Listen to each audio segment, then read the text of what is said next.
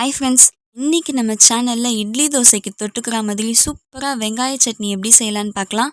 வாங்க வீடியோக்குள்ள போகலாம். வீடியோ பார்க்குறதுக்கு முன்னாடி நம்ம சேனலை சப்ஸ்கிரைப் பண்ணிக்கோங்க. வாங்க இப்போ வீடியோக்குள்ள போகலாம். ஃபர்ஸ்ட் ஒரு கடாயில் 4 ஸ்பூன் எண்ணெய் சேர்த்துக்கலாம்.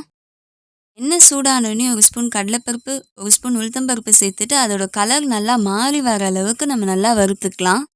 பாருங்க, அதோட கலர் நல்லா மாறி வந்திருக்கு. இப்போ நம்ம 25லேருந்து 30 சின்ன வெங்காயத்தை சேர்த்துக்கலாம். வெங்காயத்தை சேர்த்துட்டு நம்ம வதக்க ஆரம்பிக்கலாம். இப்போ நம்ம அது கூடவே 6 காஞ்ச மிளகா சேர்த்துக்கலாம். நீங்கள் காரம் கம்மியாக தான் சாப்பிடுவீங்கன்னா 4 காஞ்ச மிளகா சேர்த்துக்கோங்க. இல்லை காரம் நல்லாவே சாப்பிடுவீங்கன்னா 6 காஞ்ச மிளகா சேர்த்துக்கோங்க. இப்போ நம்ம சின்ன நெல்லிக்காய் சைஸ் அளவு புளியை சேர்த்துக்கலாம். பாருங்க, வெங்காயம் நல்லா வதங்கி வந்திருக்கு. இப்போ நம்ம 8 பல் பூண்டு சேர்த்துக்கலாம். பூண்டு சேர்த்துட்டு நல்லா வதக்கிக்கலாம்.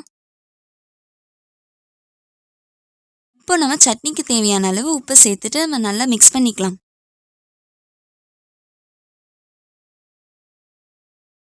பாருங்க, வெங்காயம் பூண்டு எல்லாம் நல்லா வதங்கி வந்திருக்கு. இப்போ நம்ம ஸ்டவ் ஆஃப் பண்ணிட்டு அதை ஆற விடலாம். நல்லா ஆறிடுச்சு. இப்போ இதை நம்ம ஒரு மிக்ஸி ஜாரில் போட்டுட்டு நம்ம நல்லா அரைச்சி எடுத்துக்கலாம். பாருங்க, சட்னி நல்லா அரைச்சாச்சு. இப்போ இதை நம்ம தனியாக ஒரு பாத்திரத்தில் மாற்றிக்கலாம். இப்போ நம்ம சட்னியை தாளிக்கிறதுக்கு ரெடி பண்ணலாம். அதே கடாயில் 2 ஸ்பூன் எண்ணெய் சேர்த்துக்கலாம். எண்ணெய் சூடானோடனே ஒரு ஸ்பூன் கடுகு, அது கூடவே ஒரு ஸ்பூன் உளுந்து. கடுகு நல்லா பொரிஞ்சு வந்தோடனே ஸ்டவ் ஆஃப் பண்ணிட்டு கருவேப்பிலை சேர்த்துக்கலாம். அவ்வளோதான், தாளிப்பும் ரெடி ஆயிடுச்சு. இப்போ இதை நம்ம சட்னியில் சேர்த்துக்கலாம். அவ்வளோதான், டேஸ்டியான வெங்காய சட்னி ரெடி ஆயிடுச்சு.